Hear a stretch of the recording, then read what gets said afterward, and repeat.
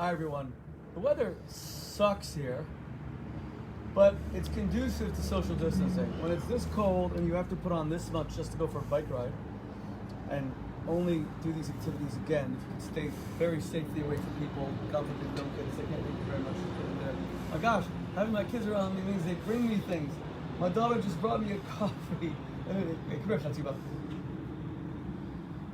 Have you and I been studying Megillah Rus, story of Rus? What was the beautiful verse that we learned? Wherever you go, I'll go. And your people will be. My people. Your God will be. Where you die, I will be buried. I will die, and there I will be buried. The only thing that will separate us is, Ruth says to Naomi, only death will separate us. That's how. So in life, she was always going to be attached to her. But you're preparing for your bas mitzvah. We haven't prepared the party yet. We want to do it in Israel. Now we've pushed everything off. There's no reason to plan it because it might get canceled. But Torah study is the real preparation. So what are you learning with your sister Rachalea? We don't know yet. But I thought you guys are doing the Rebbe's mimer. no, we're doing a mimer. I don't know which one though. You have to do the mimer for like bar and bas mitzvahs. Well, there weren't like bas mitzvahs back then. Not that many. But you're going to learn the special mimer with her, right? Yeah. What does this have to do with learning the mimer? I'm doing Baba's makeup because she's doing this. Oh. I thought you were going to say, hopefully say, Baba's going out on a hot date. You can't go on a hot date right now because coronavirus right now, but you can do a Zoom date. But you're too young for all that. Does your father allow you to use makeup? For Shabbos sometimes. And your bas mitzvah you'll be allowed. Okay. So tonight you're going to have the Megillah Rus ready because we're going to keep on going until we do the whole thing, and you're going to read it at your bas mitzvah, right? Yeah, and I might. How many times does it take me to ask and beg for a coffee until I get one? Like 10 times. Like 12. Is it 10 to 1? Baba's, every Jewish name, her name's Chatzibah. Chatzibah's numerical equivalent of her name is Starbucks. She is the family Starbucks. So it's very easy. I call her up, I say, medium latte, skim milk, hold the sugar, and then she says, "Can I take your name, sir?" And then it's waiting in the kitchen. It took like 4 requests until I got my coffee. Because I didn't hear you the first. Okay, Medawan. Bye, baby girl. Thank you. That was a commercial interruption for Chatzibah Starbucks. I love Chabad. I am Chabad. I love Israel. And every year at Israel Independence Day, they have this big, massive celebration. I showed it to you live 2 years ago on Israel's 70th. Now it'll be 72. And they ask a bunch of people, high honor, to light a candle. Last year, someone that we know, Ro'ei Levi, who today is the commander of one of Israel's most important commando units, he was asked to light one.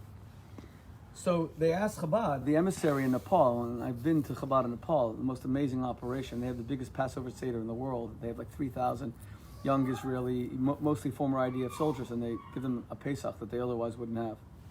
Well, apparently the story is today that they asked the shlucha, the female woman emissary in Nepal, gave her this great honor, and she accepted. But the Chabad rabbis apparently told her that she couldn't do it. She couldn't be a representative of the movement. Now, why is that? It's complicated. I don't have the time to talk about all of it now. Read some of my essays on it, but it really comes down to this. When Zionism started, it was a secular ideology that many of the great rabbis saw as trying to replace Judaism. They were afraid it was going to replace Judaism. God forbid, first of all, we needed a Jewish state. We needed a Jewish army. No one could even foresee Hitler coming, let alone just the return to Zion. Kibbutz Galuyot, bringing in the ingathering of the Jewish people from the nations of the world, even if you don't see this as a messianic prophecy being fulfilled, because the Messiah has not yet come. I mean, I think it's the most amazing thing in the world, and there is something messianic about it, because until Mashiach comes. But, so the position of the previous Lubavitcher Rebbe was on Zionism, I'm not sure. But the Rebbe, the Rebbe never broke from his father-in-law's position. He wouldn't do that. He would have found it disrespectful. But the Rebbe loved Israel. He loved the Israeli soldiers. The Rebbe loved everything about Israel. But this idea, Chabad, some of the leaders continued after the Rebbe's passing with this idea that if the Rebbe didn't fully endorse the Zionism of the Israeli state as a political ideology, and they can't formally embrace the state of Israel. But so much has changed since then. Israel today is not a secular political ideology divorced from the Torah or anything. The whole thing was inspired by the Torah. Return to Zion.